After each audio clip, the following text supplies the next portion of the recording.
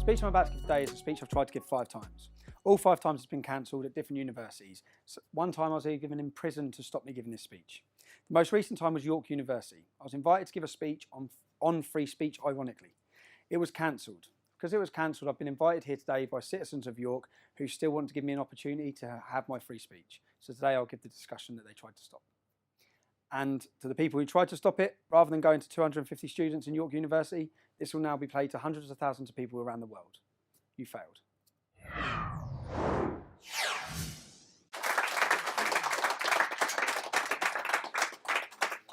I'll start off with thanks for making me a bit taller. Right. First of all, the speech I'm going to give you today is going to be about free speech and what I'd say is exposing the British police state. I'll start off telling you about where I'm from. Most of you already know. I'm from Luton. Luton is rated as one of the roughest towns in the UK. It has the highest poverty levels in the UK. One of the most deprived areas of the UK. It has a lot of problems. Regardless of religion, it has huge problems. Now, I'm not here to pull the wool over all of your eyes about who I am or what I've done in my life, yeah? Because I've been no angel. I'm not claiming to be polishing my halo. Yeah? Growing up in my town, I've never seen racial tensions, which is a completely diverse town. I've only witnessed religious tensions. The town is divided between Muslims and non-Muslims. We have a population probably of 30 to 40% that are Muslim. We have 30 mosques. I could probably stand here and talk non-stop for 2 months about Islam and multiculturalism. That's not what I'm going to speak about. I'm going to speak about the British police state and free speech. And George's phone. So, the country I thought I lived in prior to starting my activism in 2009 is a very different country to that I now accept I live in. And I think that as we move through this, some of you have views on the country we're in, and by the end of it, I think hopefully unfortunately, they may change. By the end of the speech, you might view the country in a different way. I'd say there's 3 levels of activism: disbelief, disappointment, and acceptance. Everyone will go through those 3 levels. I've been through them. Yeah? I think most of you, when you start hearing the stories I'm going to tell you about the British police state, you'll be in disbelief. Then you'll be disappointed, as I was, that the country I loved seemed to hate me back. Then you'll be in acceptance, which is where I am. I accept we live in a post-free speech era. Most people give up once they get through these free processes. Pressure is something that's going to come up a lot as a tactic, yeah? And it's a reason for that. It's a way of silencing and stopping. And this may get repetitive because I'm going to talk about arrest after arrest after arrest, motivations for these arrests. I'll start off talking about how it all began, why it began. It started with a soldiers' homecoming in my hometown of Luton, where our soldiers were parading through the town. Now, I was there that day. I've grown up in Luton. I've witnessed Muslim demonstration after demonstration after demonstration. On this day, I witnessed large numbers of Muslims attacking our soldiers, spitting in their faces. One of the soldiers' mum's face, they spat in her face. And I watched the police reaction, the way they policed it. They didn't search them, they didn't stop them, they didn't put cameras in their faces. They actually protected them. They arrested members of our community who were outraged and angered by what was happening. Now, if I show you, if we go to the first video here, this is just a quick snippet of a protest in Luton. These are the things I've witnessed growing up.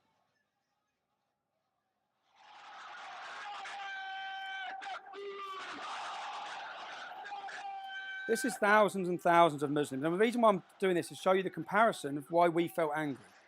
These men, many of them have got faces covered. Some have got balaclavas. Translated, what they're saying is about killing the Jews. Yeah? Killing the Jews. Marching through the city centre, kill the Jews. Okay? No opposition from police. Nothing. So, in response to the soldiers' homecoming parade, I organised a demonstration in support of our armed forces. Now, the police tactics on that day, bearing in mind I've seen the way they police their community, we were kettled, we were stopped. There'll be a little video here now. Hands in pockets, feet. I remember having to take my shoes off in the town centre. The police locked us. They locked our community in. My auntie had to piss in the street. She had to urinate in the street because they kettled us in for 3 hours. Now, these are tactics that would never happen to Muslims. It would never, ever happen to them. They would not use this against them. So it became more at the start about equal rights and unfair treatment. That's what really electrified everyone, was how are we being treated like this? My friend this day, I have a friend called Isaac, his picture, a little black lad called Isaac, lost his front teeth, a police officer on a horse, walked past, and there's actually a video of it, went past and smashed his teeth out. All we were trying to do is support our armed forces. So their tactics from day one. So when we've done this first demonstration as the United People of Luton, straight after that, police raided 14 houses. One of the houses was mine, my mum's house. This was the first time, there'll be many times, this is the first time they went to my mum's house. They went on public order charges. Now, if I stand here and scream, yeah, they can arrest you for public order offence. That's all it was. They fabricated these charges. They went to 14 people's houses. They picked people from each estate, pretty much, yeah? And that's a tactic to instill fear. When they went to my mum's house, we had another demonstration planned a week later. I wasn't at home. I've stayed away until the next demonstration. I've gone to the next demonstration. The Home Secretary then gave banning orders for all protests in Luton for 3 months. The 14 people that have been arrested, the police gave bail conditions. You're not allowed to enter Luton Town Centre 24 hours a day, 7 days a week. This was the first time I'd witnessed fraudulent cases against people in order to restrict bail conditions in order to limit their freedom. Yeah? This was the first time. So after the second demonstration, I contacted the police to hand myself in. Obviously, you've raided my mum's house. I must have broke a law. You want to see me. We don't need to speak to you anymore. So they didn't need to speak to me because the Home Secretary had given them powers, which they were literally just trying to give us via bail conditions anyway. These tactics work. Do they scare people? Yes, they did. Even my close friends at the start, yeah, Tommy's been arrested. Everyone's been arrested. It puts fear. And that was the second demo. We had a third demo planned.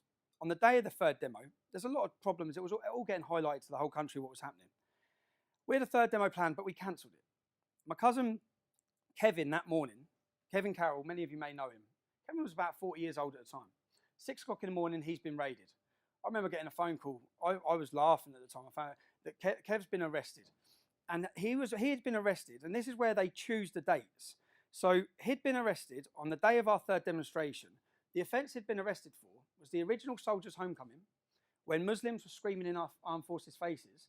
Kevin, on camera, called them wankers. That's it.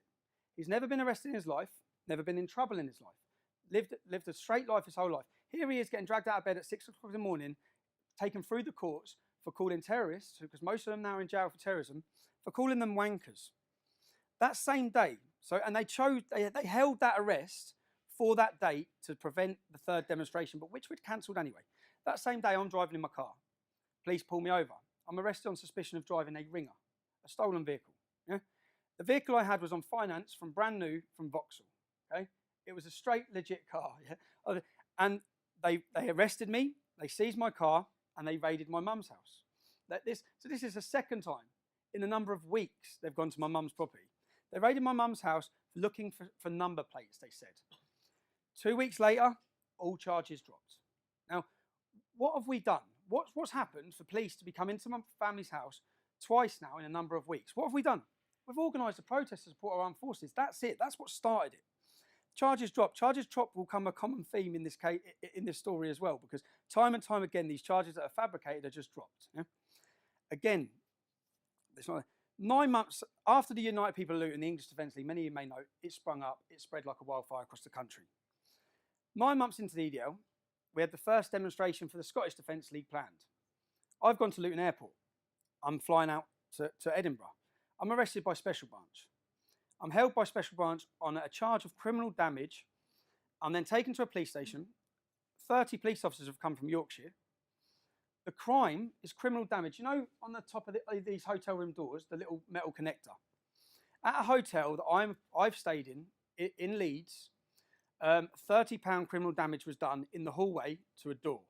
I apparently fitted the description of the man that had done it. So 15 police officers at my wife and kids' house with machine guns, 15 police officers at my mum and dad's house, seized all electrical goods. Their warrant said they could take electrical goods to see if I'd booked the hotel. Yeah, this is what it was all about. They took my dad, 65 years old. This is the third time they're in my parents' house, in my family's house. And this is all pressure. It's all intended to get your family distraught, upset, and it works because, as any of you could imagine you started expressing your political belief against something, and in 3 times your mum's door's been kicked off. Your wife, when I lived in that house when they come with machine guns, my daughter was at the nursery. The lady who ran the nursery was 3 doors up. My wife wouldn't take the kids to nursery again after that. It works. My wife was crying, coming home, crying her eyes out. It works, and it is political. And so this charge of criminal damage, Yorkshire Police had come down. I was due to speak at a demonstration in Bradford about grooming. Grooming at this point was still hidden. The police's tactic was still to hide it. No one knew about it. Yeah? We were talking about it. The police officers that come down from Yorkshire, when they bailed me on the criminal damage charge, they bailed me. My bail conditions were not to contact the EDL, yeah? Not to send an email. These were all bail conditions put in. The bail date was the exact time. I had to go to a police station at the exact time we were due to protest in Bradford. Yeah? This had nothing to do with a criminal damage at all. Yeah? This was used as an excuse to get in my house, seize my computers, get intelligence. At the same time, when I come home, my wife said, one police officer spent 6 hours at that file. Because their warrant didn't allow them to take paperwork. So instead, what they did is I had the files, which were all to do with my properties and businesses, where one officer wrote everything down. So I thought, what are they doing then? I was confused with what they're doing now. 3 weeks later, once the demonstration had passed, charges dropped. Yeah? So is that okay? No, for me, no, it's not. You've raided my house, you've scared my family, you've intimidated us, and then you've just dropped the case, completely dropped the case. I put a complaint in through the IPCC, the Independent Police Complaints Commission, asking them how you got warrants into my property, how you were able to do this. What turns out, and what I said, I made allegations against the police. I said, I believe it's politically motivated. I believe the date you've chose to arrest me is because I was joining the Scottish Defence League. I believe the bail date you've chose to give me was to coincide to stop my political activism. I believe all of these things. They've admitted all of them. When this goes out online for the Rebel TV, you'll see all the evidence, yeah? They accepted it all. Yeah, you're right, we did. It was illegal. Our officers will be sent on training courses. This will be done. And it's like the knock-on effect. I don't think, unless you're, no matter what side you're on, when you're getting raided and the effect it has on my mum, on my parents, on the embarrassment on the family, and then just to be dropped. And this was the 3rd time in 9 months. 3rd time they've kicked the doors off. We continue. I come out. If you want to go through YouTube, you'll dig up. As soon as I got out of the police station, I'd have made a video about this. Everything I'm saying will correlate, and there'll be evidence and videos to tell the whole story the whole way through. 3 months later, boom, my door goes in. 6 o'clock in the morning. By this time, I've become publicly known and a target. People want to kill me for what I'm saying, for speaking the truth about Islam. 3 months later, doors go in. I run down. I was quite relieved to see the police because I wasn't sure who it could be. When I saw the police, it was a Luton police officer, and the first thing he said is, "I'm sorry, Stephen." I said, "Don't be sorry, you've got your orders." He said, "We're taking your wife." And I'm even getting emotional if you think about it. So they arrested my wife, who was 6 months pregnant at the time. I'm getting now. Sorry, I'm embarrassing. Yeah. She was 6 months pregnant. She went for an 8-hour interview.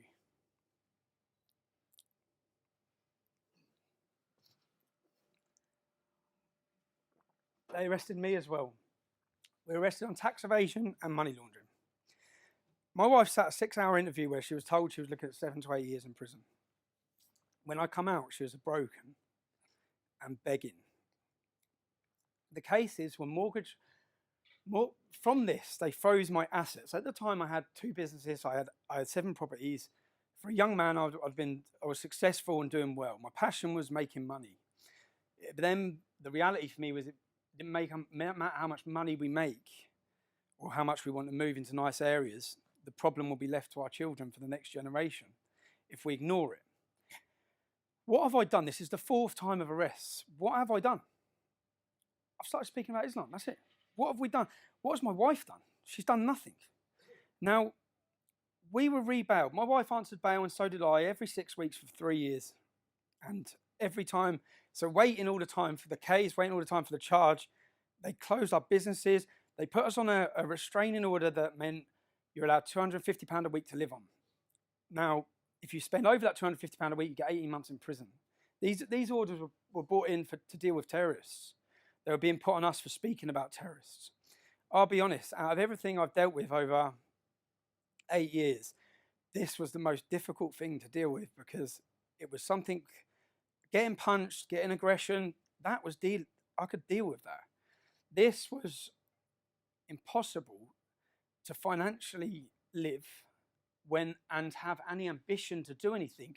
This lasted for 4 years, this restraint. 4 years. It's unheard of. No charges brought. I had no charges brought. So this innocent until proven guilty. The Labour government passed these new laws where they didn't need a crime. When they come in to arrest us, they didn't have a crime. They're looking for one. They didn't have a crime. And when I say they went back through, they forensically investigated everything I'd done in my life, going back 10 years. And when that didn't work, they forensically investigated everything my mum and dad had done, everything my wife had done, everything her brother-in-law had done, everything my cousins had done. In the middle of all this as well, I've gone to football. And as I said, I'm not here to pull the wool over your eyes. I'm not here to lie to you. I haven't lived I've made mistakes in my life, yeah, as everyone does. And as a young man, I did. I went to a football match where I was arrested on another charge. I was arrested outside a football stadium, and for nothing related to football. And I was that charge was subsequently dropped. When I answered bail for that charge, they said that I swore outside the football stadium. 2 police officers said I swore. Yeah, I thought, well, that's nothing. Yeah, I was taken to court. Then it became apparent why. I was convicted for swearing outside a football stadium. The headlines in the newspapers were, I was convicted of a football hooligan riot. I was convicted apparently for calling them sheep shaggers. Yeah? Luton were playing Newport, England versus Wales. Yeah? It was a football match. Now, what became apparent when I was prosecuted and convicted, they produced a map. This map showed, which when this goes online, you'll see the map. This map showed where I was and wasn't allowed to enter for the next 3 years. I was not allowed to step in the Muslim community. They actually drew a map around it. I was not allowed in my town centre on Saturdays. I was not allowed in the train station on Saturdays. So here you had, again, this is the first chance I'm seeing that you are limiting where I can and can't go, and you're using football legislation to do that, yeah? Which has got nothing to do with football legislation. But you've used it. This happens again, time and time again. And anywhere, so now I can't work. I can't go to football, which was my passion as well. I love football. I can't work. I can't go passion. This tactic of what they wanted to do actually backfired, because it made me the most dedicated leader to the English Defence League they would ever get, because that was what I had then, yeah? And I was angry. I said, if they didn't do this restraint, if they didn't arrest my wife, if this didn't happen, I wouldn't be standing here talking, because I never would have been able to continue leading that movement and live a life. But because they took my life, I had the movement left. So it didn't really work. Even for example, I was getting married 2011. The night before the wedding, all the men go for a meal, yeah? All the men meet up. We had a meal booked for 32 people. These are just little things. It may not seem like a lot, but it's anywhere and everywhere you move, they pressured. I booked a restaurant in a place called Billy's in Harpenden. Harpenden is a beautiful little English, wealthy area, yeah? In comparison to Luton. So people from Luton will go to Harpenden for a nice time, yeah, to get away from Luton, yeah? Now, we had a table booked. The afternoon of the thing, I get a phone call saying, sorry, we've cancelled your table, from the owner of the restaurant. So what do you mean you cancelled my table? She said, we've had the police in. So I said, look, just wait there, I'm coming to see you. So I went to see her, I walked in and see her, and she said, you? I said, yeah, because I've been going to this restaurant for years. Now, the difference is, in this restaurant, this is a completely, exclusively white town, yeah? There's no black people there. Most of my best friends are black, right? So people in this town would remember. I've been going there since 17, 18, 19 with my group of friends. So the manager said, you're always in here. I've had the police in here telling me there's loads of far-right racists, troublemakers, and there'll be trouble here tonight. We'll have to have police on duty. I said, I'm coming for a meal. I'm just coming for a meal with all of my family from the night before our wedding. So it didn't work, because once she met me and she knew me, my cousin used to work in the venue, so I spoke to her. She allowed us to have the restaurant, but every little place that they could employ a little bit of pressure. And we haven't even started yet on where it goes. So I was ready for threats. When I started this, I've grown up around Muslims. I know how they work. I know the hostility. I know the anger and the violence. I ended up getting 6 Osman warnings. An Osman warning is a government warning saying that people wish to kill you. That they have intelligence that someone's planning to murder you. Yeah, I could deal with that.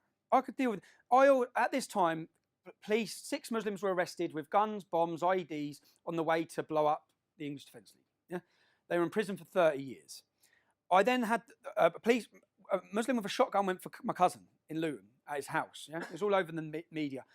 Now, the police then sat us down. They sat us both down and offered us new identities, witness protection, new identities, new lives, new everything. What have we done? What have we done to need new lives? What at this point have we done? We've organised demonstrations. We've started speaking publicly about Islam. And here we are with 6 government warnings to kill us, terrorists in jail, and now getting offered new identities. Part of the new identities where we'd have to give up what we're saying, never say it again, change our place, even move us country, the police were talking. Yeah, this is all pressure building, all pressure in it. Now, just before this, in 2010, what they managed to do as a government, as a plan, as a state, is make our voice and what we're saying a fringe extreme element. That's what they managed to do. Yeah? That's what they were trying to do. In 2010, I had a meeting set up with the 3rd biggest PR company in the world who had contacted us, who had meetings set up in New York to meet members of Congress. So I flew to the airport, I landed at JFK Airport. I was arrested as soon as I landed. I was held for 6 hours. I was told straight that the British had asked them not to let me in. Now, why don't they want us let in? Because our message may go mainstream if we're set with influential people. They're managing, no one who's influential in this country will sit with us, will listen to us, will talk with us. The political correctness is that powerful. It's a different story in the States. If we're talking the truth, a politician will sit with you.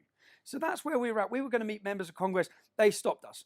2011, I thought, and the whole way through this, to be successful or to get anywhere, we had to be prepared to do 2 things: get killed and go to jail. Because if we weren't willing to do that, then no one would have listened anyway, because no one would have heard what we're saying. So 2011, I decide, I know I'm not getting in America, so I think I'm going anyway. And I think I'm morally right to go. And I'm going with a warning to America of what's happening here. I go. I get in on my friend's passport, insanely enough, on September 10th. I get home. 6 weeks later, I'm arrested by British police. I'm remanded, instantly remanded into Wandsworth Prison. Now, in comparison, there's one Muslim in the UK who has used their sibling's passport twice to try and join ISIS. I didn't try and join ISIS. I went to New York for 2 days. If I'd known I was going to get 10 months in jail, I'd have gone for at least 2 weeks. But I ended up getting imprisoned, and I spent 22 weeks in solitary confinement because my life had gone so chaotic. I was neglecting my family. I was English Defence League, English Defence League, English Defence League. That's it. Yeah? And then I had a chance and a time to think about the effect it was having, where we were going, what we were doing. The movement changed on the outside whilst I was in prison. I'd fought for years to keep far-right elements out. They were welcomed back in. I then had a time to evaluate. I'd made a decision during that prison sentence. And the reason why I talk about this prison sentence is because to get around their laws, because you're only allowed to spend 28 days in solitary confinement because of your mental health issues. Yeah? What they did is every 28 days, they moved me from one solitary confinement prison to another. So I went from Wandsworth to Bedford, Bedford to Woodhill, Woodhill to Wandsworth, Wandsworth to Wayland, to get around the laws for what they were doing. Yeah? Now, when I was in Woodhill prison at this time, for me to walk from here to there, for me to get taken out of my cell, they locked the whole place because they were fully aware he'll get killed. Yeah, because our prisons are like radical training camps for Muslims. Now, I had a visiting room where my wife would come and see me. I was the only man in it. It was twice as big as this. I felt like Hannibal Lecter. Yeah? But I felt safe.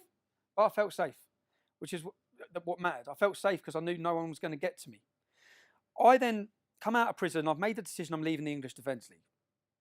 Lee Rigby's killed. Lee Rigby's murdered, which changed everything again for me. It changed everything for me to think, now we need a reaction, okay? And I organised a charity walk. Now, you'll see the footage now of the... Some of you would have already seen this. We'll see the footage of the charity walk.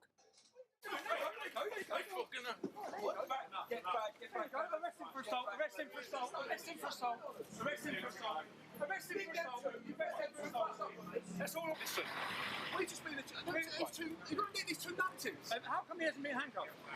How come he hasn't been handcuffed? How come he hasn't been handcuffed? If we do in the year 2013 in London. Mike, look, we've been arrested on Armed Forces Day doing a charity walk. Yes. This is year 2013 London. Okay. Because we want to walk. Unbelievable. We did a charity walk at that time for this darling Amelia May. The police the night before the charity walk come to see me. Scotland Yard police officers come see me in Luton.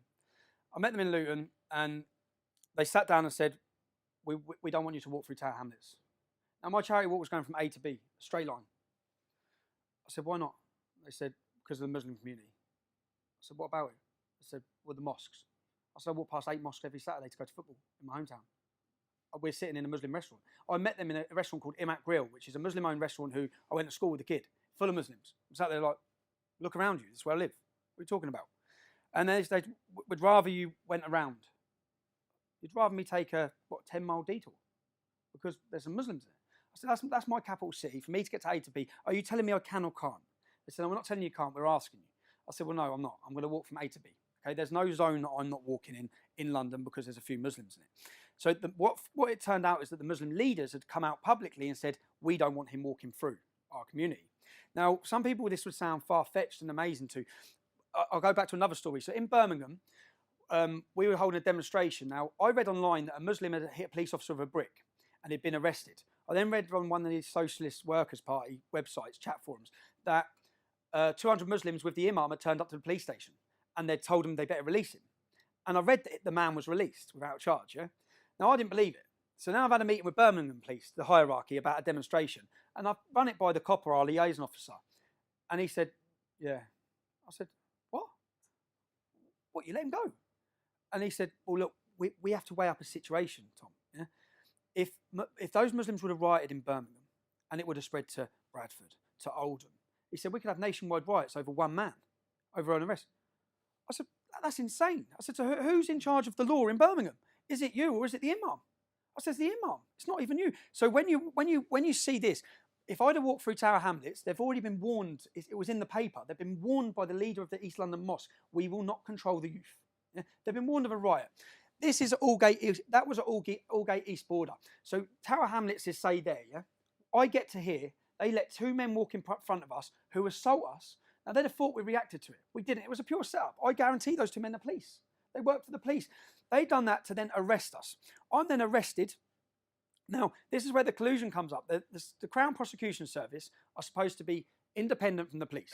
So the police would arrest you, gather the evidence, put it to the Crown Prosecution Service. They decide if you're arrested. Now, you can watch the long version of that video. We are walking, we get attacked, we are then arrested.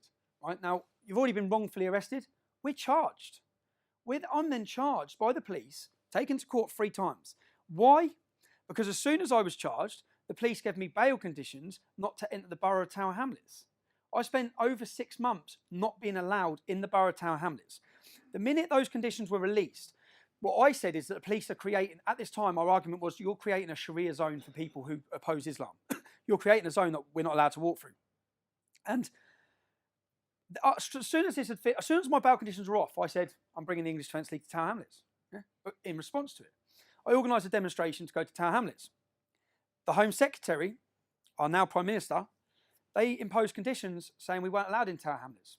We went to the High Court. Even at the High Court, the police put the charges against myself.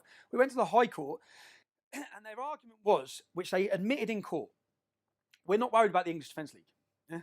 What we can't control is the reaction waiting for them. So what we're going to do is we're going to limit your freedom, what you can say, where you can protest, when you can protest, because mob rule works. Yeah? Unfortunately, it works. They're going to smash everything up. They're going to write, we can't do that. I'm then arguing, it become an argument about the police. I'm then arguing the police saying that after this demonstration, I'll come on my own and protest in Tower Hamlets if I want to. I won't bring the English Defence League. I'll come on my own. Straight after that demonstration at Aldgate East, I was arrested. I was arrested and charged because my speech went 6 minutes over the allotted time. I was then given bail conditions not to enter the borough of Tower Hamlets. So all of these tactics of keeping cases going, of fraudulent arrest, is all to limit where you go and what you're doing. Right, I'll show you another video now. So I had, bearing in mind, 6 weeks prior, Muslims have been arrested in a car with guns and bombs on their way to kill and target us. I get a phone call from my family saying there's a car full of Muslims following us. Yeah, and my family would have been spotted. I took my kids to a party in Luton. I walked in the party, I saw the ginger convert, Roger Ibrahim Anderson. He calls himself Ibrahim Anderson. I grew up with this kid, yeah? He's now in jail for ISIS terrorism. Now, I walked in, I saw him. He was on his own with his kids. I'm with my kids taken to a party. I looked, nothing happened. I thought, sound, he's with his kids, I'm with my kids. 10 minutes later, when the other dad said, mate, you need to look outside. I've looked outside, there's about 60 waiting up, big bearded mullahs. So then 6 of them have come in. I've gone into the kitchen when they've come in. I've given my kids to the woman and say, look after my kids. I've gone into the kitchen. I was trying to find something to protect myself with as they come in. Police have come from everywhere. Yeah, so from this, they've seen members of my family. Yeah, they're then following the members of my family weeks later. I get a phone call saying that they're following this. So I said, I'm on my way. So I'm in town. I jump in the car. I'm racing 100 miles. I'm racing as fast as I can to get to the road. I come screeching into the road. When I come screeching into the road, they're all standing outside. And then you'll see a video now. You'll hear the Muslims are all there. Play the video. It's hard to see because it's on old camera. You can see all the silhouettes up here. They're all shouting, come on, come.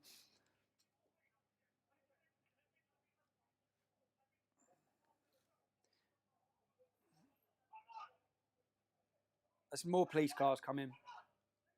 They're outside our house. Yeah? This is in a cul-de-sac where they don't live. What was the police's reaction to this?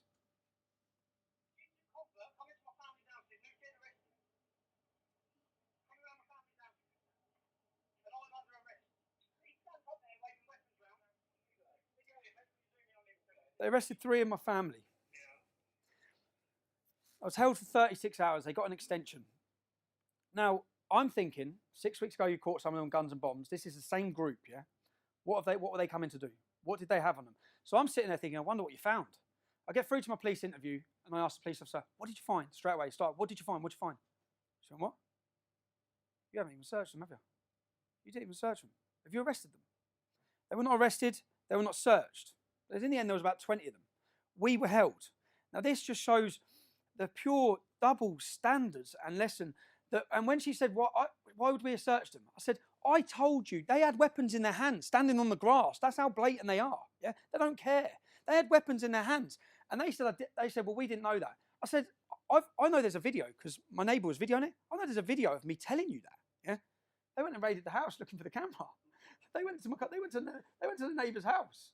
They went to the neighbour's house. So I come out, make all this public. Next, so bearing in mind, when they arrested me and my wife, we've been on bail conditions for 3 years. I'm charged. They didn't charge my wife. I'm charged. I'm charged with tax. I'm taken to court. Their whole case of why they've done this, they say I owe them £137,000 tax. That would mean me not paying tax on about 300 grand, wouldn't it? I did have a business that was turning over quite a bit of money at the top for those few years, yeah? It took 20 minutes in court for me to produce, for the evidence to be produced. I owed them not a single penny. Bearing in mind, they've closed my businesses. They've destroyed my shop. They've destroyed everything we're doing. And then within 20 minutes, we got not guilty. After this, I'll explain the mortgage case. I then had a mortgage case where I was charged with mortgage fraud. Between me and my wife, we had 7 mortgages. What they did is when they had nothing against me, after 2 years of my investigation on me, they started targeting my family all around. Cousins, they've done the nans, they've done one of my family members for not paying tax in 2006 on things sold on eBay. Yeah? Everything and anything they could find. Yeah? My brother-in-law was charged.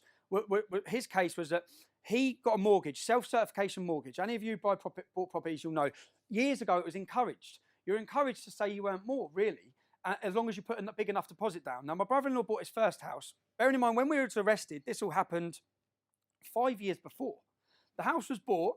It was sold 9 months later. The mortgage company were paid. No one lost a penny. Yeah? This was the mortgage fraud they arrested my brother-in-law on. But they tied me to it because I'd lent him a deposit at the start. Yeah? So this was the case. This was the case. Now, at this time, you have to understand that I have many family members who have good careers, good jobs, and good lives, yeah, within my family, who were terrified. Yeah?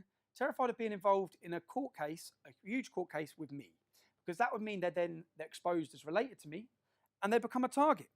Now, this tactic was working perfect for the police because this is a pressure tactic, and it worked. I went home with family members crying, who are crying and begging, like, this is your fault. And I said, you're letting them win. This is what they want. This is why they're doing this, yeah?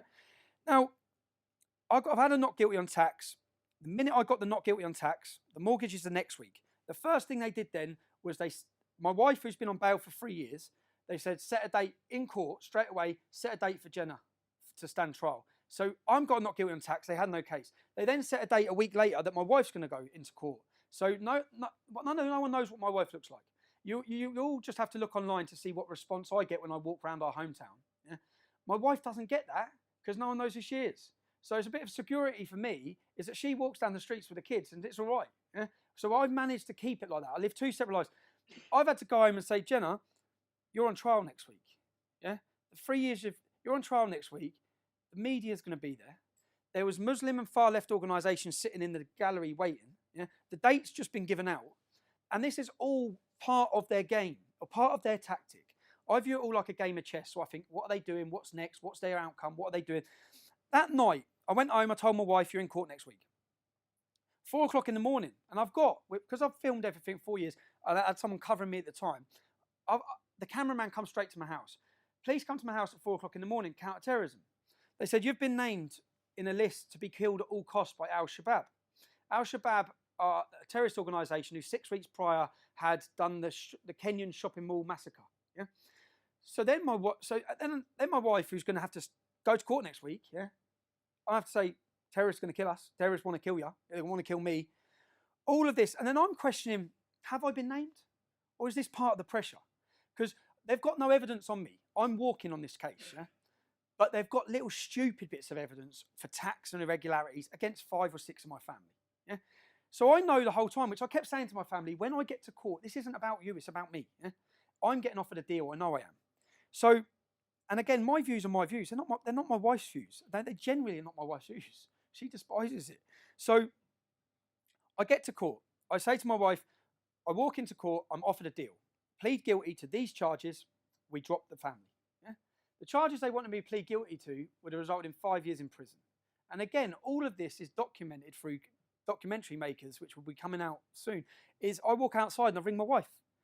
I say, look, I've been offered a deal, I'm getting 5 years, but don't worry, everything's dropped against you, blah, blah, blah. My wife's crying hysterically, saying, please don't, 5 years is too long. Bearing in mind, we know I haven't done it. We know what this is all fabricated in order to get in a position. So I go back in and refuse to deal. I say, I'm not taking the deal because 5 years is a long time as well. It's a long effect on my kids, and at the time I'm weighing it all up. They then swear the jury in. They swear 3 Muslims in on my jury, 1 PCSO. So I'm sitting there thinking, how can you have a PCSO as my jury? Yeah. 1 PCSO. I'm ready to go through the trial. Just before the trial stops, they stop it. Stop.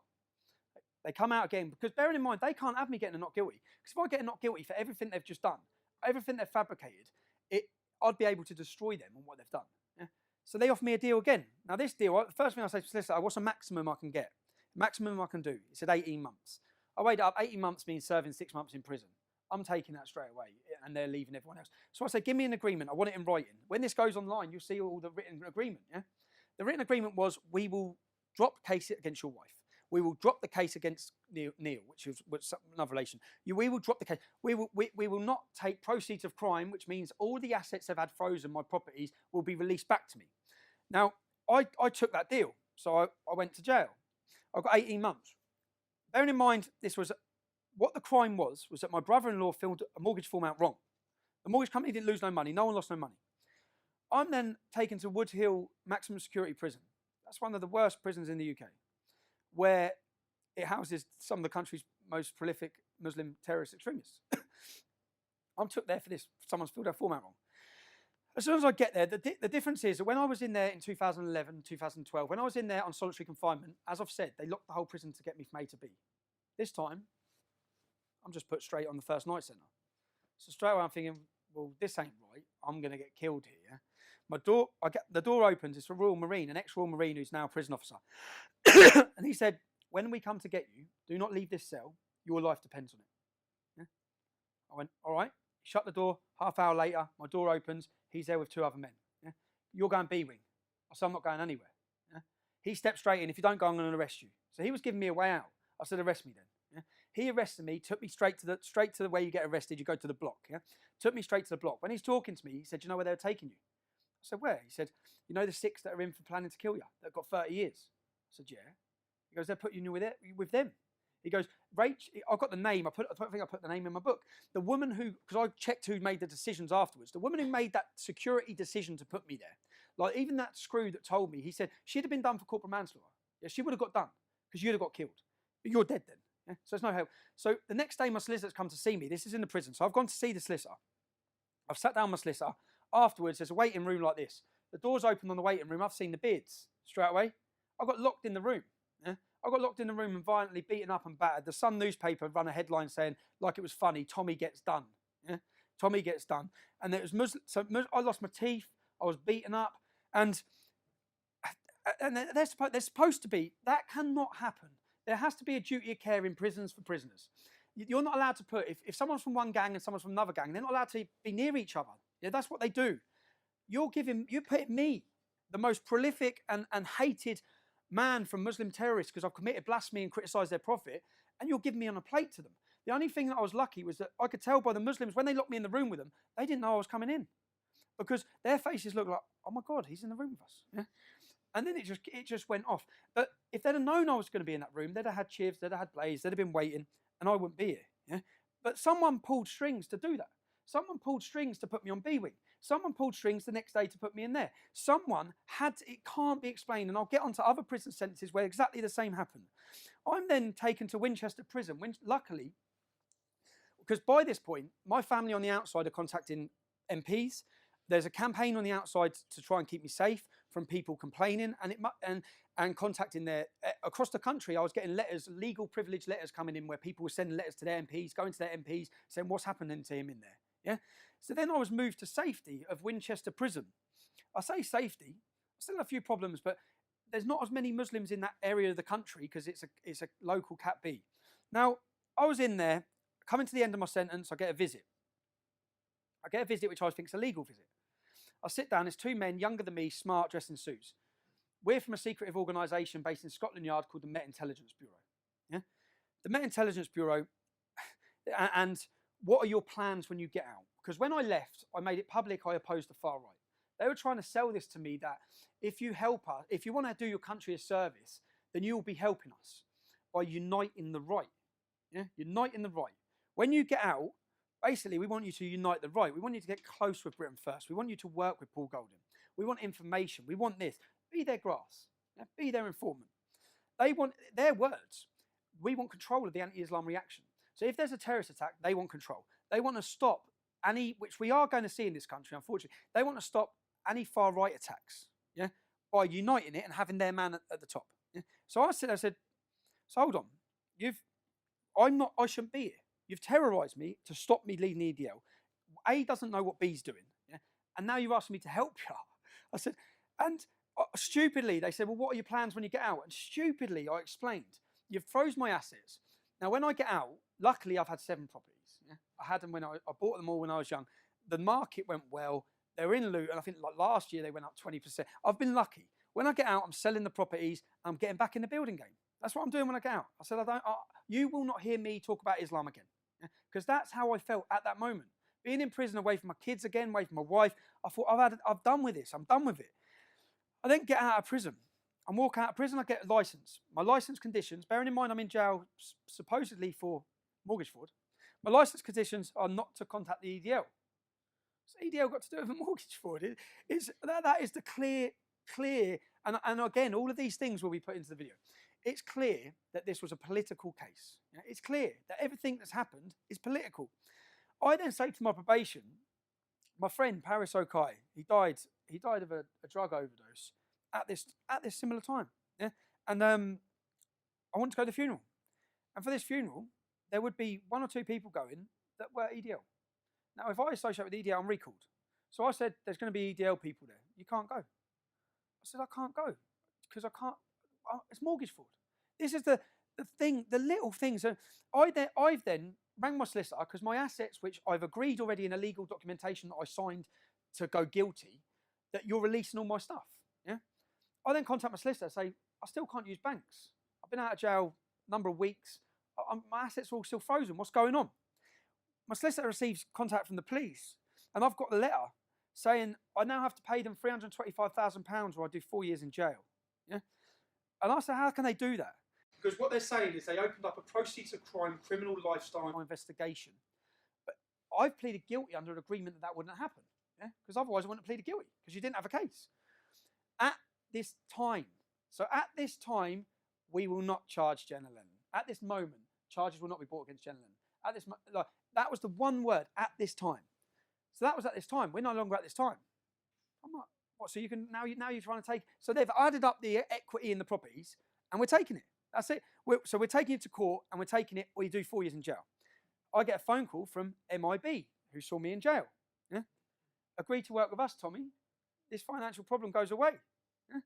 This is the dark side of a state. I hear Jihadi John, yeah, and I heard Cage saying he was persecuted, they targeted the family, they done this. They probably did. Yeah? And it hasn't made me go cut people's heads off. So there's no justification what it's made him go and do. Yeah? I've never felt anything like that. Yeah? But I fully understand where we're going with the deep levels that the security services will go to get people in positions. Because what happened then was I went to court to argue, how can you do that when I pleaded guilty? The judge actually sided against the police on 325,000. He then decided to take 125,000. I walk out of court. I'm contacted by the police straight away. The court order's been given. I've been given a legal documentation. I've got to pay 125 grand. We'll make it so you pay £1 a month. You'll never have to pay that money. Yeah? I said, I'll pay the money, man. I'm selling the house. Piss off. It's not happening. Go away. Yeah? What they thought was that they had me in checkmate position, yeah? Where I ain't going to want to give them 125 grand. I'm going to give them information or agree to work with them. Never happening. That's what I said. I'm not going to be anyone's bitch or grass. It's not happening. I've actually got now, thanks to a donation campaign that was put up recently, I've had a country's top QC go through this case. I've got it in black and white documentation, which will soon be put to the courts, that everything they did was illegal. That the money they took off me was impossible to do. Yeah? If it's any consolation, I've been told, the judge, the prosecution, and the defence all got it horribly wrong. Well, that's a mistake. That's not a mistake. You got me in a position where you had me, where you thought I'd work for you. This is where it gets worse. I'm then driving in a car, and all of this again, I've got the documentations, I've got the interview tapes. I'm driving in a car, I'm pulled over, three cars block me in. You're arrested for burglary. Burglary, house burglary. Yeah? House burglary. Now, many things I've been or done, or people would assume with me. Yeah? Burglary? I'm then bailed, and at the time, I'm trying to work this out. I'm out of jail a month. I've got another 8 months left on licence. And I'm thinking, when you're on licence from prison, if I fail a drug test, yeah, for your arrest on burglary, they drug tested me. If I'd have failed the drug test, I go straight to prison for 8 months. So in my head, I'm thinking that's what this is about. Yeah? I then get released on bail. I get home. My wife says, Winchester Prison's been on the phone. You've left property there. So I get the number. I've still got the number. Yeah? She gives me the number, 0207. I thought, that's not Winchester, that's London. I ring the number. Tommy, it's Ollie from MIB. Yeah? The predicament you're in. I'm not in a predicament. He said, you are. He said, because if you're charged when you answer bail in 2 weeks, you're going back to prison for 8 months on recall. Yeah? So, and if you're charged, what do you think the media stories of this is going to be? You're going to be recalled to prison on burglary. I have to be honest, I cried my eyes out. I sat there and said, what am I meant to do? At this point, what do I do? I spoke to my wife and I refused it. I spoke to my wife and said, now, in 2 weeks' time, I'm going to answer bail and I'm going back to jail. And for certain things it's not like just going to prison. I'm going into the most hostile environment. It beats going in the Millwall end anyway. So, probation. I didn't have a meeting with probation. This has all happened. I'm invited to talk at Oxford University. So I tell my probation clearly, this is my moment to tell. I'm going to tell them everything you've done. I'm going to tell them about the Met Intelligence Bureau. I'm going to tell them about your licence conditions, your not letting me go to funeral. I'm going to tell it all. Yeah? And my date's picked to go to the Oxford University. 4 days before I'm due to go to Oxford University, I take my children swimming, I get home, police are waiting. I'm recalled to prison. The reason they gave, someone tweeted me saying they're going to rape my mum. Their name was 1488 Hitler. Yeah, so it was a Nazi. It wasn't a Muslim, it was a Nazi. I get as many threats from them inbred Nazis as I do from Muslims. Yeah.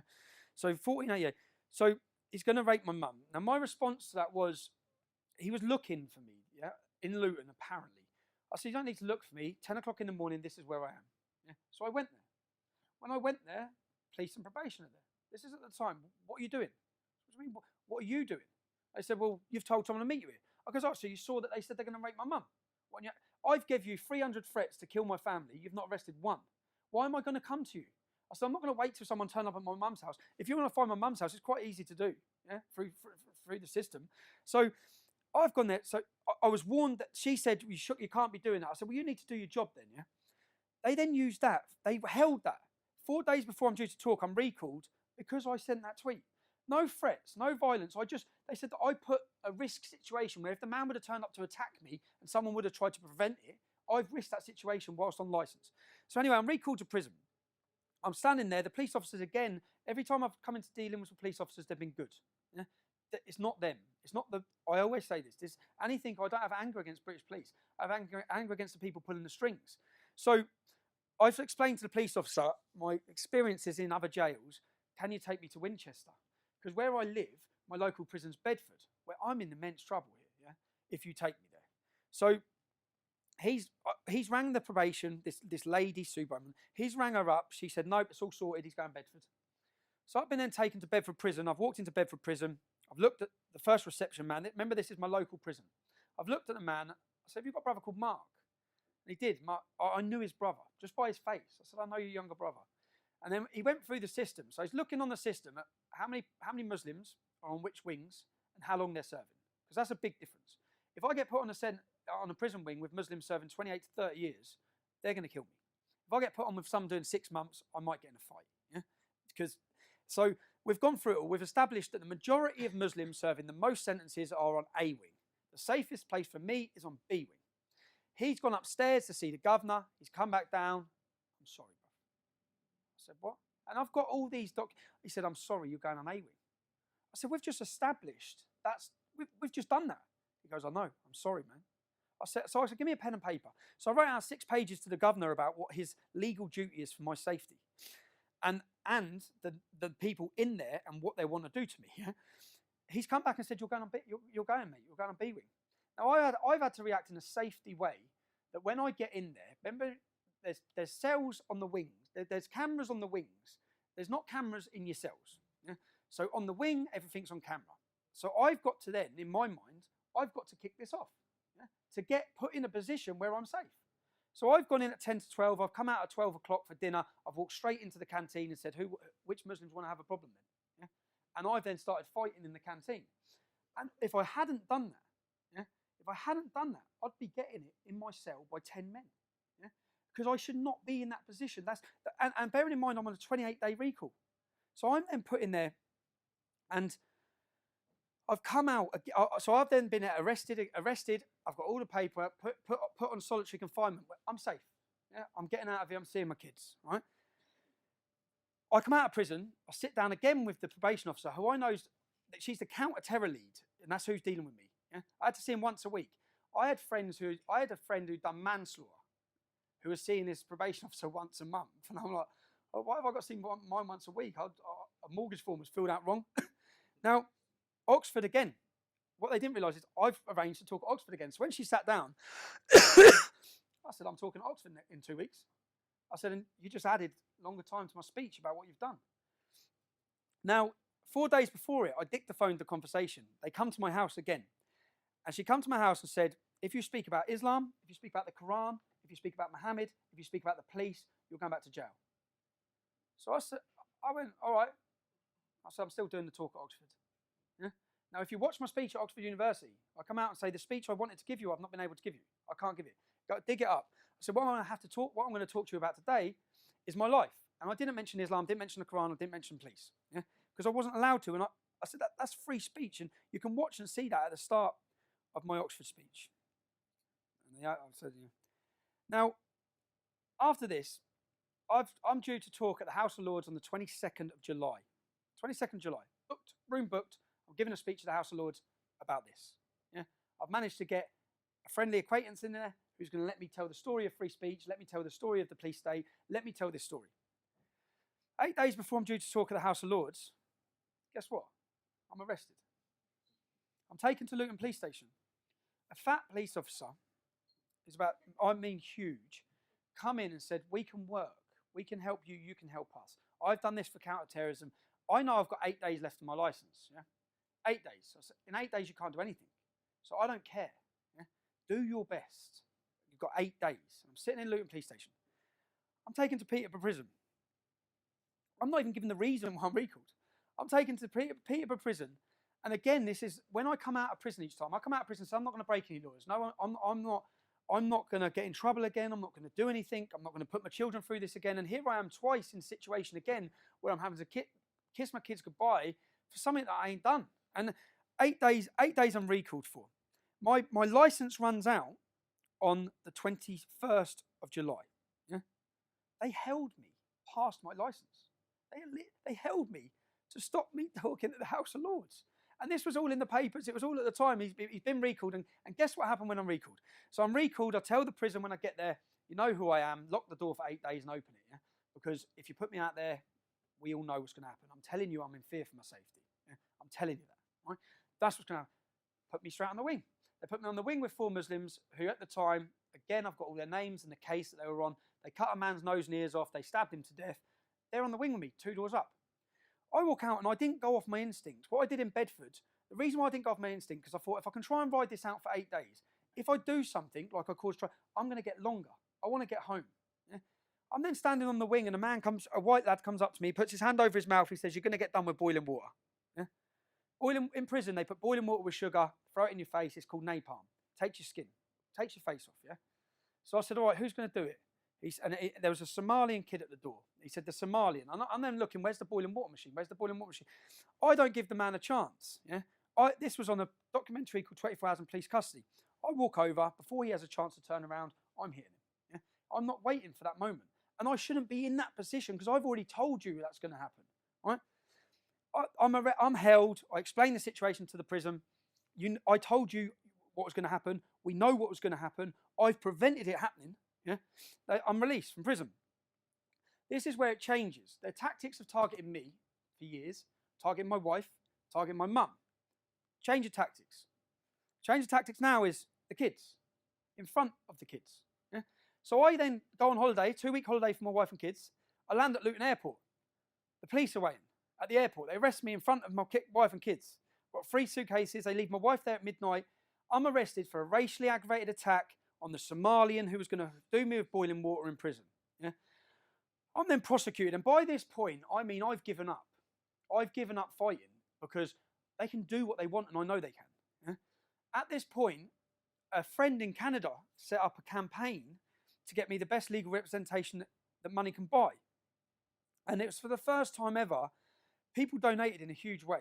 Yeah? And I had the best legal representation. So I went to this court case. And when I was arrested, first of all, the clip that they showed me of me walking over and beating up this Somalian, the clip that they showed me was literally just that. And what I said at the time is, you need to cut 20 seconds before and 20 seconds after. You'll see the man stand next to me talking to me. You'll see him come up to my cell afterwards. Yeah? You'll see that what I'm telling you is correct.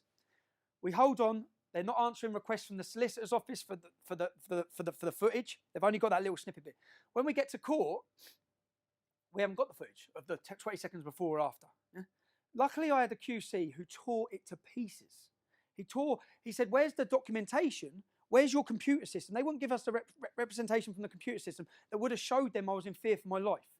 I walked on that case for a not guilty. If I hadn't had that legal representation, I'd have been sent to prison again in a position that they wanted me in where my life is in danger. I've tried to give this talk about these issues so people can hear what they've done and what's happening. I've tried to give this 5 times. Edinburgh cancelled, Durham University cancelled. Each time I've got somewhere booked in to give it, pressure's been put on to cancel. Why? What have I done that warrants this? Again, that's what I'll ask. What is it I've done? I speak about Islam. I tell the truth. I'm honest about it. That change of tactics from my wife to then my children. You've had the arrest in front of my children. Now, my daughter was moving to the bigger school, yeah? So I had to sit her down in the summer and I had to tell her who Tommy Robinson is because she didn't know, yeah? She's never heard of the English Defence League. So I sat her down and I went through saying, darling, when you go to big school, people might mention this, they might mention that. They might talk about me going to prison. I've been in prison. It's all news to her. She thought I was working away. Each time I went away, she thought I was working away for the prison sentences. I'd ring her every day. Even when it was building up to Christmas, I said I was helping Santa to my young kids, and I'd say, what do you want made? And I'd get the present that they wanted made, dropped there every week. So then I'd say, did you get it? So they were thought it was all that. So I've had to then say, look, I've been in prison, darling, but you have to understand that I didn't do anything to be in prison. warranted me being in prison. Now, that must be hard for a child to understand. The next video I'm going to show you is from Cambridge. I've gone to Cambridge with my children. Is that the next video? I'm not having an interview. I've already told you. So you're telling me what? I've told you already. Yeah. Are you going to leave? So hold on. Are you going to leave immediately? I'm with my children, and you're telling me I have to leave immediately. Are you going to leave? Or what? You're going to get a Section 35 dispersal notice. Okay, we'll give you a 35 then. Tell me for what? I'm with my children. I'm with my children. Stop getting that thing in my face. I'm not being interviewed by you. Right. Tell me why. You tell me why. No. You'll get it on the form. It'll be explained to you. Tell me why I have to. I'm going to get a form down. Tell me why. Listen, No, officer. When I'm take that camera up my face. I'm not being interviewed. This isn't Crime Watch. I'm with my children. Yeah. You're telling me I have to leave. Yeah. Why? Why? Because there's likely to be disorder. Get off my hand. Don't assault me. Tell me why. Tell me why I have to leave.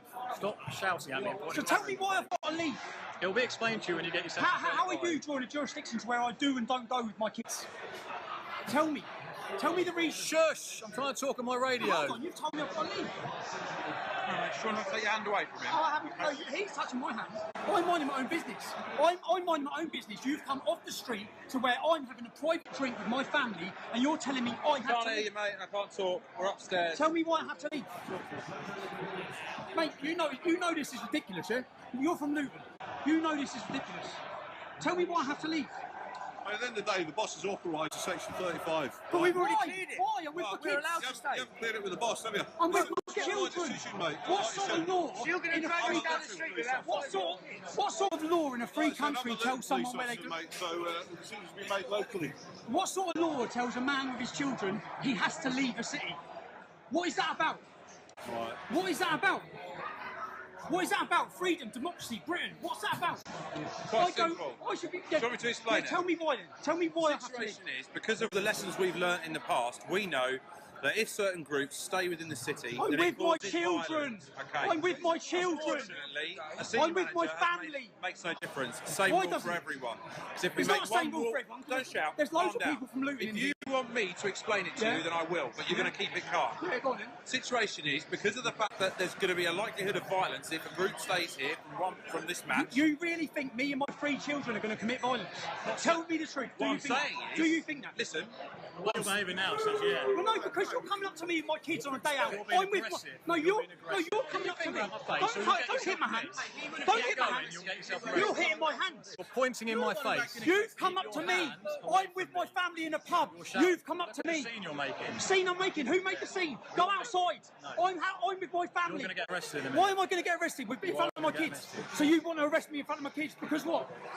Listen, you're going to talk yourself into I'm not this. talking myself into it. I'm trying to be reasonable. You're not being reasonable. You're telling me I have to leave the city. I'm with my family. Yeah. Why? Tell me why. It's already been explained. No, go on, why? I'll explain You think why. me and my children are committing violence? I think there's likely to be. Look at the way you're behaving. Tell me. Look at the way you're Well, behaving. no, do you know how many people from this pub are in Luton? Why have you come up to me? Pardon? Why have you come up to me? You're part of a group. No, I'm not part of the group. I'm with my 3 kids. What group am I part of? You're with a group of people who've been identified as potentially being involved in violence. Are you for real? Yes. My daughter is 5, my son is 7, and my daughter is You're 9. not setting a very good example to them at the You're moment, not. the way You're meant to be a behaving. British police officer. Who are you serving and protecting? Who are you serving and protecting here? Shouting at me. Who are you serving In and a minute, protecting? a form's going to come. You're going to be given it. If you stay, you're going to get arrested. Who are you serving and I protecting? haven't got to answer this. Who This is not an are interview. you serving and This is protecting? not an interview. Your job is to serve and protect. Who are you serving and You protecting? don't need to tell me how to do my job. Mason's gone. He said the other Luton I'll be away. He said we're going to have to go. Who are you serving and protecting? I'm not playing this little game with you. It's not right? game, mate. It's I'm out with my children. You're I'm going out to with be my given a children. dispersal notice. I've explained it to you. I'm not doing it again. When the officer gets here, you get the form. If you stay, you get arrested. It's as simple as that. I'm the area manager for a security company. Oh, yeah. The group that you're throwing out have been in the Prince Regent today with their children. Yeah. Caused no problems at all in there. They've come in here, spoken to my head of security. He's saying that they've not Shall I have a chat with you away from this side? No, away from you. Why? Because you don't want people hearing the truth. I don't want to talk to No, you. you don't want to hear. No, No, she's telling you. Like, she's telling you she's seen my family all day. stay there. Mate, what are you doing? Stay there. My 3 kids are here, bro. Stay there. So what are you doing? What are you trying to square up to me then? She's telling him we've been in here all day. Mate, can I work with you? Yeah, sorry. Bro.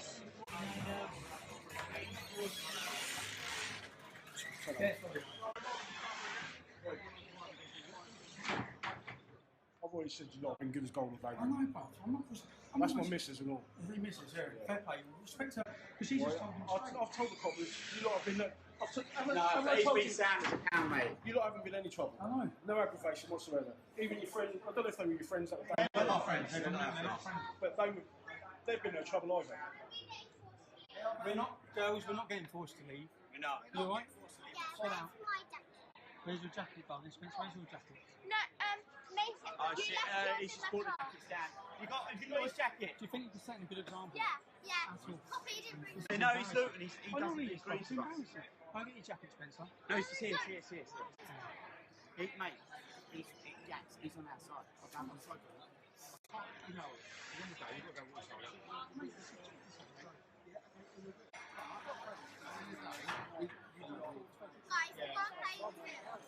Yeah, you go find the kids. Go find the kids. Right, come in.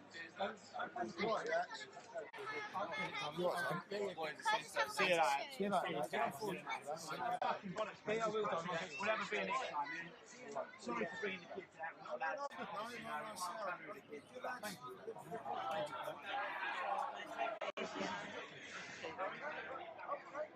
Yes, mate, I agree with you. I mean, it's not like you haven't been abusive once or anything, so I don't get All it. this is every angle they can get. Lee, I'll shout you, brother.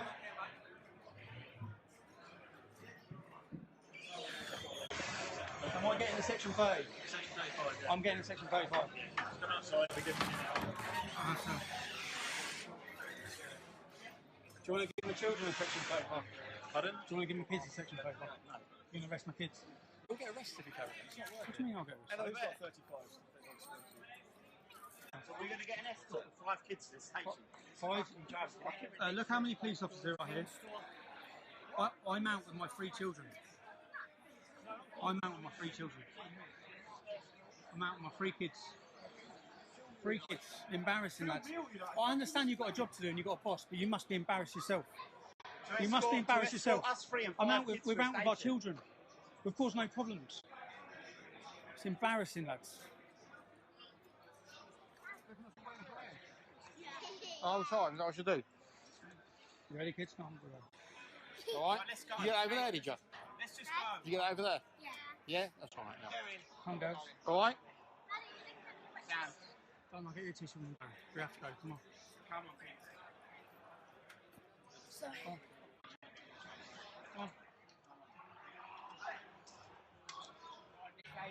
No, we've got 5 kids with us, so obviously we're causing loads of trouble and we've got to get out. So. Look at that. Mate, it's a fucking joke. Nice stuff, baby, yeah? Take care. Oh, look, he's even following us now. Are you all the way as well? Mate, go home. Kids, come on. Come on. Come on, go on. This is what happens when we go to Luton away. You want to come? Oh, I'm filming it. Get it now and get home. Telling them, Mum, oh, we've got to... It's always bollocks, isn't it? No idea, darling. Darling, my daughter's crying her eyes out now, lads. So no, so you're following us. You're following us. You're shouting. You're making my daughter cry. Go away. We're making sure that you They're stay safe. scared. Right, okay. Because of We're you. following you, there's no way out of that. You think we need safety officers? Go Because we're away. gonna Macy, darling, come here. Come here, darling. It's all right. Come here, sweetheart. It's all right. Girls, it's all right. Come here. Come here. Come here, sweetheart. Come here. Girls, come here.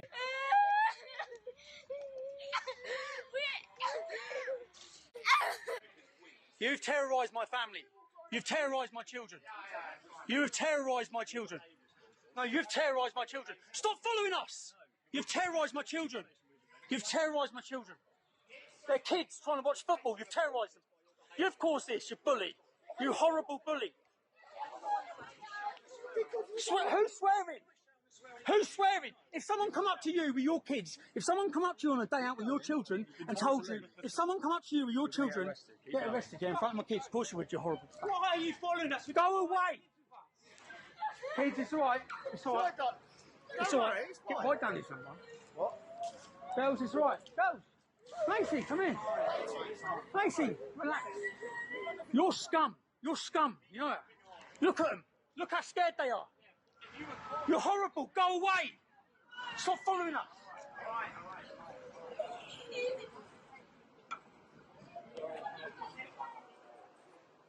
Oh, keep me down up here. Keep me down up. I can film you as well, mate. So. My daughter's crying her eyes out now, lads. So no, you're following us. You're following us. Silly, Katie. Katie, stop, come on. Come here, darling. It's all right. Come here, sweetheart. It's all right. So I'm in a restaurant with 3 of my children, with my 2 friends and their children. Police officers have come. You can watch the longer version of that. The links will all be put online. They come in and said, we're ordering you to leave the city. Leave the city now or be arrested. In Cambridge. Why have I got to leave the city? What do you mean leave the city? What sort of law is that? I'm having Saturday with my kids. Yeah? Are you going to leave the city? We're going to arrest you. So I think, I don't want to get arrested in front of the kids. I'll leave the city. So I walk out to leave the city. Then they follow us with the camera. Then they follow us with the camera. My children become hysterical and scared. Yeah? I said, you're scaring my kids now. Right? My youngest tried to run. The car nearly hit her. Yeah? That's only when they stopped. They were following us. You can't stop us following you with a camera. Yeah? Now, this is, again, a tactic that it hasn't worked. Nothing's worked. Nothing's stopped me. Nothing's stopped me talking. I think some of them will be scratching their heads, whoever's pulling the strings, thinking, how has he done that? How has he survived that prison sentence? And how is he still rabbiting on? Yeah? But my daughter, my eldest daughter, who I've already explained all these things to, she said to me the next morning, Daddy, I get it. I said, what's that, sweetheart? She said, the police. Because she's witnessed it. Yeah? And the next time I took my youngest to a Luton police, I took him to a Luton football game after this. When we went past the police, she grabbed my leg screaming and crying. Yeah? I haven't done that to her, they have. I've shielded my family, my children from everything that's happened, even from my politics. I don't speak to my children about Islam. They're children. They don't need to hear about Islam. The school, unfortunately, teach them about it. So I've gone to the Euros. I've gone away to the Euros to watch football. I've got to France. My wife's rang me up. Police are all over the house. What time did they go to the house? 4:45. Right? Kids getting in from school. Police meat wagons at the house. What are they at the house for? They're at the house I return. The next video you'll see. So I go to the Euros. I spent 2 weeks in the Euros. My mum at the time is ill. I get a phone call saying she's been rushed into hospital. So I come straight home. I come home from the Euros, and you'll see this video now, if you can do that. The video, yeah, this one. But basically, I've been ordered by the UK Football Policing Unit to serve you the summons. To come to my house like this with my fucking kids up. Listen, You take the fucking piss. Listen, I understand. This is bullshit. You come to what's the need for you to come dressed like that to my house? What's the need for you to come dressed like that to my house? Get out of my house. You've given me the sofa. Get out of my fucking house. Thank you. You take the piss. Get out of my house. Thank you. Get out of my house. You come to my house, it's bullshit. You've been summoned for court tomorrow morning. I don't give a shit what I've been summoned for. I've done nothing wrong. I've done nothing wrong. If I've done nothing wrong, what's the need for you to come to my house like that? I know you're upset. Upset? Your fucking kids are sitting up there looking at you. The kids don't want to hear it. I do. Well, what are you here for then? Have a go at me. What are you here for? What are you here for then? I know you're upset. No, I'm not calm down. They take the piss. There's no need for you to come dressed like that to my house when I've done nothing wrong. Other than to intimidate me and give harassment to my family. That's why you're here. That's why you're here. Calm down, Steve. No, how can I calm down? I've done nothing. What are you here for? A football banning order. I've done nothing wrong. He's back now. I've done, yeah. You would have tried to explain to me. Explain to me. Why are you coming to my house? Why are you coming to my house dressed like that? No, all right, tell Because my kids will cry every time they see a police officer.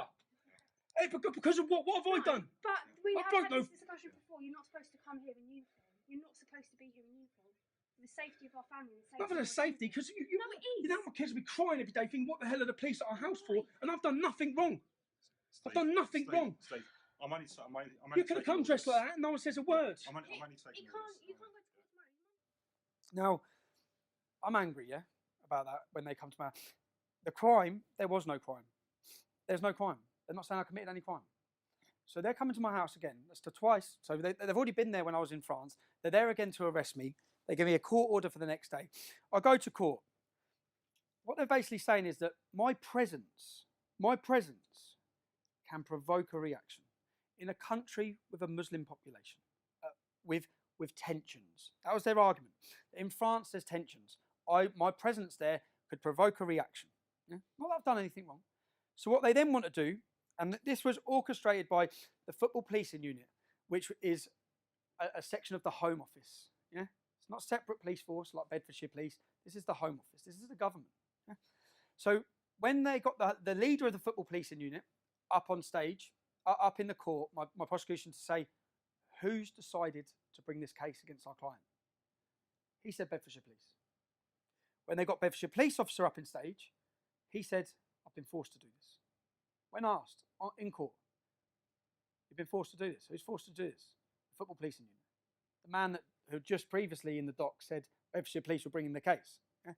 So then what they put in to give me was a 5-year ban. A 5-year ban of Luton Muslim community, a 5-year ban again where they failed previously to give me the same as the 3-year ban. And I've got these maps that they tried to prosecute. Now, this is 1984. Yeah? This is the judge's summing up, which went in the papers, was this case is vague, cagey, and dishonest. Yeah? And again, what would I say the tactics are? In front of my kids again. The last 3 or 4 things that have happened. You know, after that Cambridge incident that you saw, yeah? I go to Germany. I'm in Germany with Pegida. My wife brings me up crying outside the school. What's wrong? The police have pulled her over outside the school. Cambridgeshire Police have come. I am about to sue Cambridgeshire Police. I'm taking Cambridgeshire Police to the courts because everything they've done was illegal. The money that was taken off me was illegal. That case, this football policing case, where they tried to give me a banning order with no evidence or no crime. Yeah, they just wanted me banned for 5 years. They wanted me not able to leave the country when England play, etc., etc. Now that cost me £6,000 to defend. I haven't got that back. The judge is summing up. The judge is summing up was cage, vaguely dishonest, giving back his money. Yeah. In between summing up and afterwards, the money never come. I've said, where's the money? Why haven't they paid me back the money? They've made a decision they're not going to pay you back the money. Yeah? So now I've got to go for a judicial review, another £2,000, in order to say, give me back the money. So whether they win or not in court, they win. Or the pressure or the tactic or the reason and the motivation for them doing it works. Because as you've seen, my children have been hysterical, my wife's been hysterical, my mum's been hysterical. Now, as a conclusion, which I would have been saying to the students watching this or anyone watching this at home, you have your views, I have mine. Yeah? I'm not here to force my views on anyone. That's it. If they can do this to me, they can do it to you. Is this freedom?